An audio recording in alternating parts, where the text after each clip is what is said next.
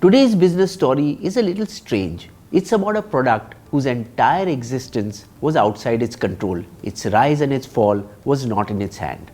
This is Shakir Ibrahim and you're watching BISBO's business channel. It's about an app that gave Twitter a run for its money in 3 countries, Brazil, Nigeria and India. And its entire existence came about during the farmers' protests in 2021. You remember the time back then when the government tried to silence all voices about the farmer protests. They even threatened to ban Twitter. At that point of time, 2 entrepreneurs from Bangalore, Aparamaya Radhakrishna and Mayank Bidwatka, earlier on they had messed around with a Kannada messaging app called Kukuku. I don't know why they called it Kukuku, maybe they are fans of Madhuri Dixit.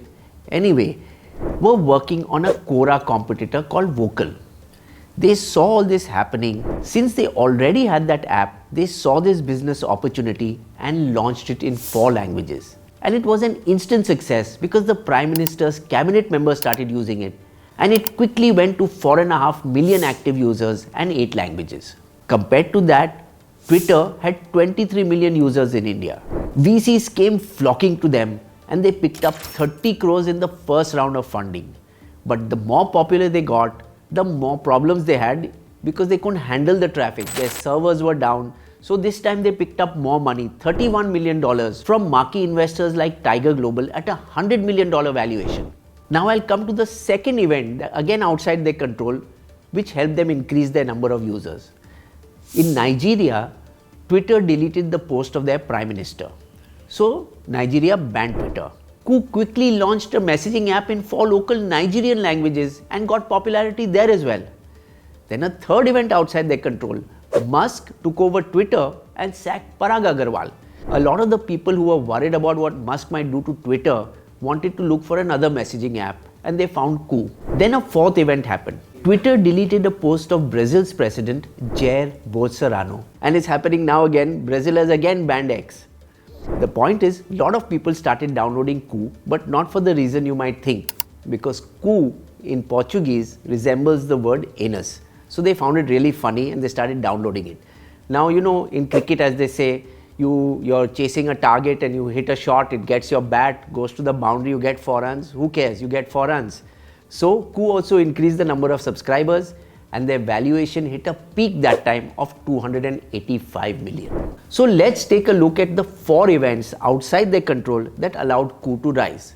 The farmers' protest, Twitter's ban in Nigeria, the sacking of Parag Agrawal and Twitter's ban in Brazil. Now Coup's fall was also the result of several outside events. The first one was that Nigeria lifted the ban on Twitter. So Coup's active users dropped to something like 40,000.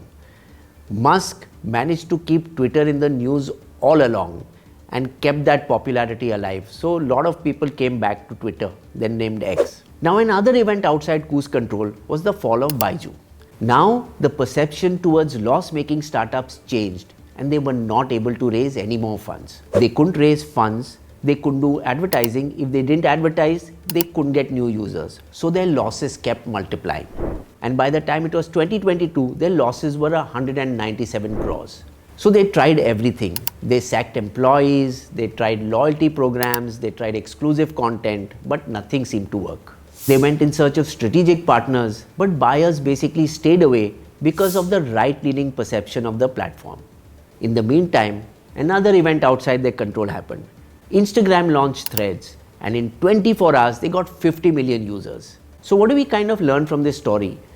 That yes, many outside events do control what happens, but in social media, it's particularly volatile.